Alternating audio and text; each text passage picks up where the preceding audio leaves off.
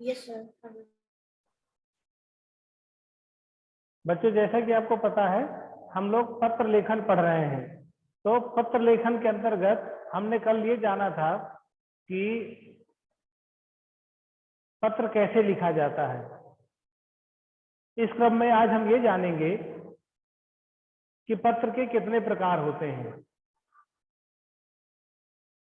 तो मूलतः पत्र के दो प्रकार होते हैं। जो पहला प्रकार होता है वो औपचारिक पत्र होता है और दूसरा पत्र होता है अनौपचारिक पत्र होता है। तो औपचारिक पत्र में कौन कौन से पत्र आएंगे और अनौपचारिक में कौन कौन से आएंगे, इसकी भी चर्चा कर लें। तो जो औपचारिक पत्र होते हैं वो सबसे मुख्य पत्र होता है प्रार्थना पत्र, जो मैंने आपको कल लिखवाया था। इसके अलावा औपचारिक पत्रों में आवेदन पत्र भी होता है, अन्य बहुत सारे पत्र होते हैं, लेकिन आपको केवल दो जानना है, प्रार्थना पत्र और आवेदन पत्र। इसके अलावा जो अनौपचारिक पत्र होते हैं, अनौपचारिक पत्रों में निमंत्रण पत्र आ जाते हैं, शोक संदेश आ जाते हैं, बधाई पत्र आ जाते हैं, शुभकामना पत्र आ जाते हैं। अब इनमें और अंतर क्या है? जो औपचारिक पत्र होते हैं वो किसी अधिकारी को लिखे जाते हैं, जैसे आप अपने प्रिंसिपल को लिखते हैं, क्लास टीचर को लिखते हैं, बैंक मैनेजर को लिखते हैं, ये औपचारिक पत्र होते हैं। ठीक है। और जो अनौपचारिक पत्र होते हैं वो आप अपने परिवार वालों को लिखते हैं, जैसे अपने पिताजी को लिखा, अपने माताजी को लिखा, भाई को, बहन को या किसी मित्र को, रिश्तेदार को आप लोग लिखते हैं, वो अनौपचारिक पत्र होते हैं। तो कल जो मैंने आपको लिखवाया था वो औपचारिक पत्र था। औपचारिक पत्र कैसे लिखा जाता है उसकी बातें हम आपको बताएंगे। ठीक है। तो जो पत्र के मुख्य भाग होते हैं, तो सबसे पहले होता है संबोधन। औपचारिक पत्र में संबोधन होता है। संबोधन में जैसे कि मैंने आपको कल बताया था, सेवा में प्रधानाचार्य, सेवा में प्रधानाचार्य, ये संबोधन हुआ। और उसके फिर पद का नाम आपने नीचे लिख दिया, और विद्यालय का नाम, प्रधानाचार्य जिस विद्यालय के हैं। उसके बाद फिर आपको नीचे विषय लिखना पड़ता है, वो किस विषय से संबंधित है। विषय लिखना इसलिए जरूरी है कि उन लोगों के पास बहुत सारे काम होते हैं, और अगर आपने सही समय पर और पत्र भेजा और उन लोगों ने देखा नहीं, क्योंकि उन्हें पता नहीं कि किस विषय में है, तो फिर पत्र देखते नहीं। अगर विषय पता चल गया उनको तो फिर वो संबंधित व्यक्ति को पत्र भेज देते हैं। तो कल जो मैंने पत्र लिखवाया था वो औपचारिक पत्र है। और चलिए इसी को हम आगे बढ़ाएंगे। कुछ लोग कुछ जानना चाहते हैं। हाँ वर्षा बोलो, क्या कहना चाहती हो? सर संबोधन मतलब क्या होता है? संबोधन यानी हम जिसको पत्र लिख रहे हैं उसको किस नाम से संबोधित करेंगे। जैसे आपने प्रिंसिपल को आपको लिखना है तो आप लिखेंगे प्रधानाचार्य, अपने क्लास टीचर को लिखना है तो लिखोगे कक्षाचार्य या कक्षाध्यापक, है ना। या जैसे आपने किसी बैंक मैनेजर को लिखना है तो आप लिखेंगे सेवा में शाखा प्रबंधक महोदय। ये होता है संबोधन। और जैसे आप अपने पिताजी को पत्र लिखते हैं तो आप लिखेंगे आदरणीय पिताजी, पूज्य माताजी, है ना, आदरणीय भाई साहब, ये संबोधन होते हैं। हाँ सार्थक, क्या कुछ पूछना है तुम्हें भी? Yes sir. सर ये पूछना था कि सर जो कल आपने पत्र लिखवाया था तो कौन सी नोटबुक में लिखना है? व्याकरण की नोटबुक में लिखना है। व्याकरण की नोटबुक? व्याकरण की नोटबुक। तो व्याकरण की अलग नोटबुक बनानी थी क्या? बिल्कुल, व्याकरण के लिए अलग बनानी है ना। अगर आपने एक में लिख लिया है था। कोई बात नहीं, अगर आपने एक में लिख लिया है तो कोई बात नहीं है। वैसे अगर आप चाहे तो अलग भी बना सकते हैं। अगर एक में लिख लिया है तो फिर पढ़ना आपको है, मुझे कोई दिक्कत नहीं है। अगर आप अलग अलग निकाल के आप पढ़ सकते हैं तो बहुत अच्छी बात है, आपको जैसी सुविधा हो। ठीक है, मुझे कोई समस्या नहीं है।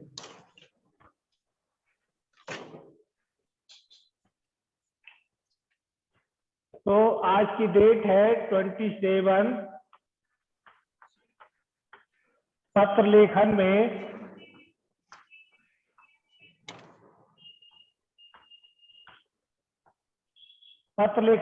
पत्र दो प्रकार के होते हैं। पत्र दो प्रकार के होते हैं।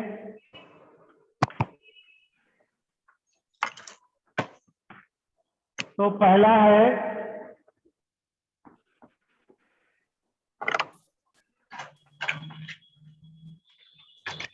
औपचारिक पत्र,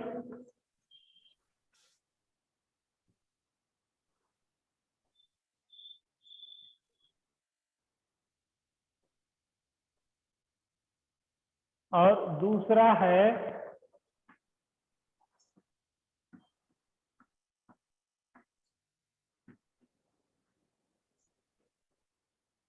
अनौपचारिक पत्र।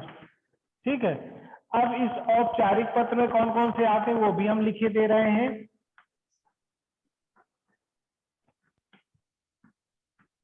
सर आपका प्रार्थना वीडियो बहुत पत्र, दिख रहा है।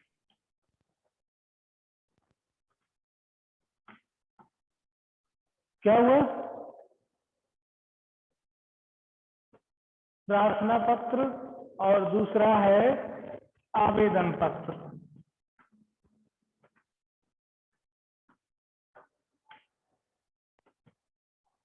और इसमें है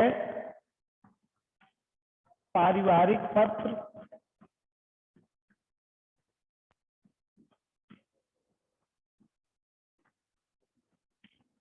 और दूसरा है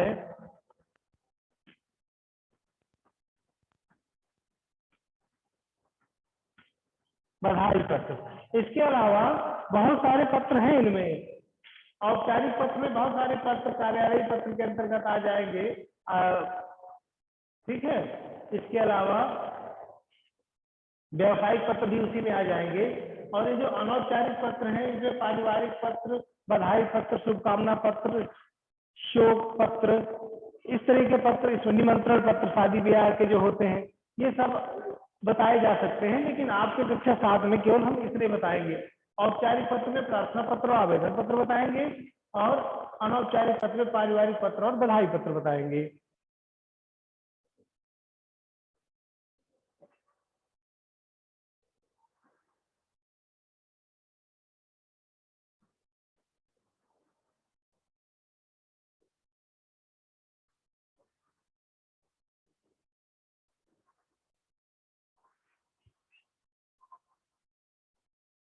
ये देख लिया आपने, ये आपका औपचारिक पत्र हो गया, प्रार्थना पत्र और आवेदन पत्र। ये हो गया अनौपचारिक पत्र, पारिवारिक पत्र और बधाई पत्र। आप इसको नोट कर लीजिए, इसके बाद मैं आगे आपको बताता हूँ।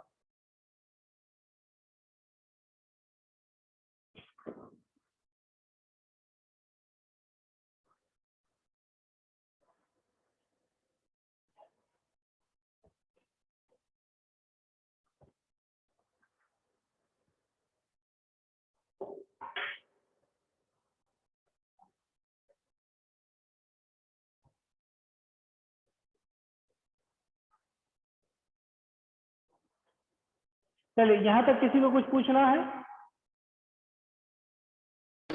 No sir. सब समझ में आ रहा है? Yes sir. तो सर चलिए ये पूरे पत्र आप लिखवाएंगे? हाँ, फिर से पूछिए, क्या पूछा? सर ये जो आपने डिटेलिंग में इतना लिखवाया है सर, इसको नोटबुक में लिखना है? बिल्कुल नोटबुक में इसको लिखना है, तभी तो आपको पता चलेगा कि आप क्या पढ़ रही हैं और इसकी विशेषताएं क्या है, सब आपको जानना चाहिए ना। Yes sir. ठीक है, Thank अब you. ये हो गया आपका पत्रों के प्रकार, औपचारिक और अनौपचारिक पत्र। एग्जाम में अधिकांशतः आपको दोनों तरह के पत्र आ जाते हैं, या तो औपचारिक आता है तो अनौपचारिक, या तो दोनों आ जाते हैं। तो किसी एक को आपको लिखना होता है। जैसे कि आप एप्लीकेशन लिखते हो ना अपने प्रिंसिपल को, क्लास टीचर को, वो होता है आपका औपचारिक पत्र यानी प्रार्थना पत्र। वो मैंने आपको कल बता दिया था। ठीक है, अब इसकी भाषा क्या हो, यस सर। इस पर हम चर्चा कर लेते हैं थोड़ा सा।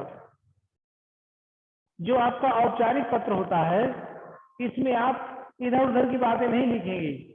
जैसे आप कोई छुट्टी लेना है ना, तो आप लिखेंगे सर मुझे जरूरी काम है, इस वजह से मैं 3 दिन की छुट्टी चाहती हूँ, इसलिए 3 दिन की छुट्टी देने की कृपा करें। वस्तुतः 2 पैराग्राफ में लिखा जाता है। पहले पैराग्राफ में आपको अपनी मुख्य बातें होती हैं, और दूसरे पैराग्राफ में आप क्या चाहते हो वो लिखते हैं। मैं पहले एक बार इसका मॉडल आपको बना दूं, फिर समझ में आएगा आपको। जैसे ये आपका है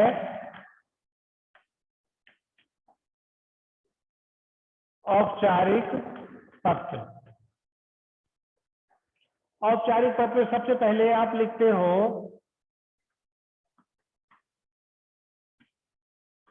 संबोधन, ठीक है, पदनाम और नीचे स्थान कहाँ के लिए आप लिख रहे हो, या संस्था का नाम, छोटे शब्दों में संस्था का नाम लिखते हो। उसके बाद जो दूसरी बात आती है वो आप लिखते हो विषय, किस विषय पे लिखा गया। फिर इसके बाद एक, अगर आप संबोधन यहाँ लिख लिए हैं बहुत अच्छा है, एक संबोधन आपका यहाँ भी होता है, ठीक, महोदय आप यहाँ पे लिखते हो। इसके बाद फिर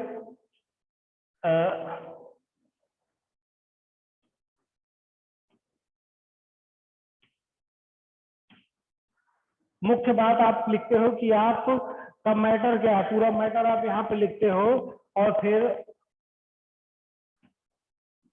आपकी आकांक्षा क्या है, आपकी इच्छा क्या है, वो आप लिखते हो, ठीक है। और फिर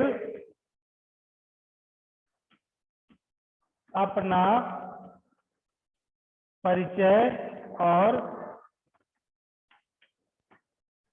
दिनांक, स्थान। देखिए इन चीजों को ध्यान से समझिए।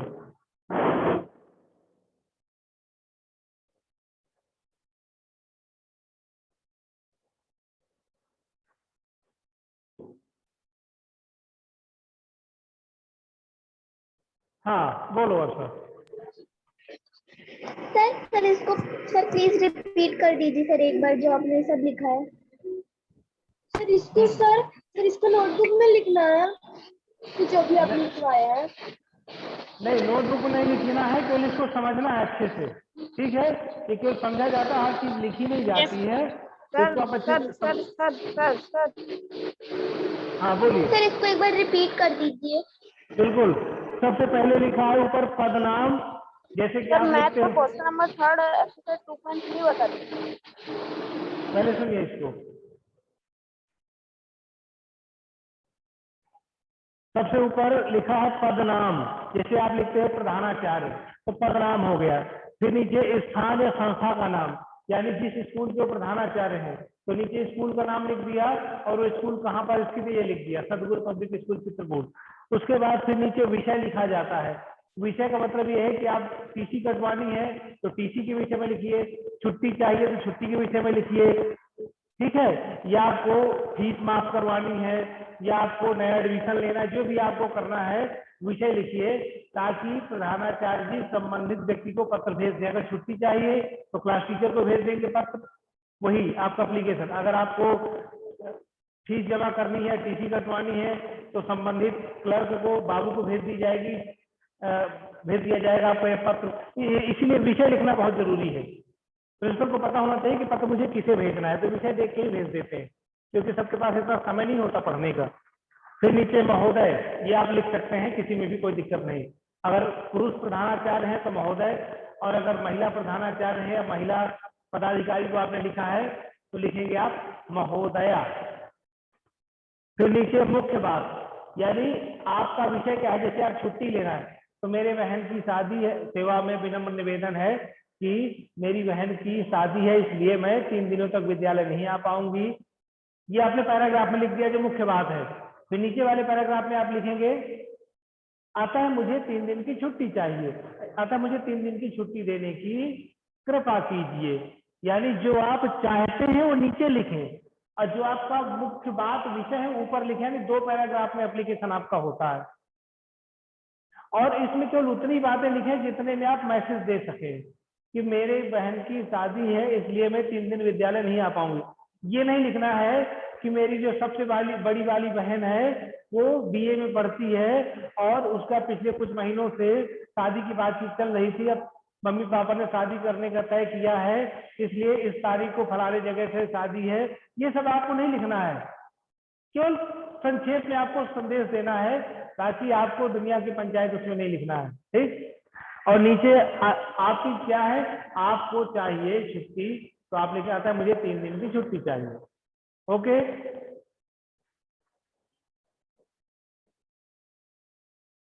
उसके बाद नीचे आपको अपना परिचय देना है कि आप कौन है, आप किस क्लास में रहती हैं, किस क्लास में पढ़ती हैं, ये सब बातें आपको नीचे लिख देना है।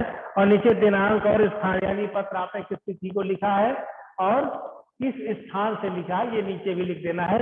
और दोनों बाएं साइड ही लिख देते हैं, पहले दाएं साइड लिखा जाता था, लेकिन अब चूंकि टाइपिंग वाला सिस्टम है, सब लोग कंप्यूटर में टाइपिंग करते हैं, तो टाइपिंग में दाहिनी तरफ लिखना बहुत ही कठिन काम होता है, उसको जो है दाहिनी तरफ ले जाना पड़ता है स्पेस बार से, इसलिए वो बाएं साइड में सब कुछ लिख दिया जाता है।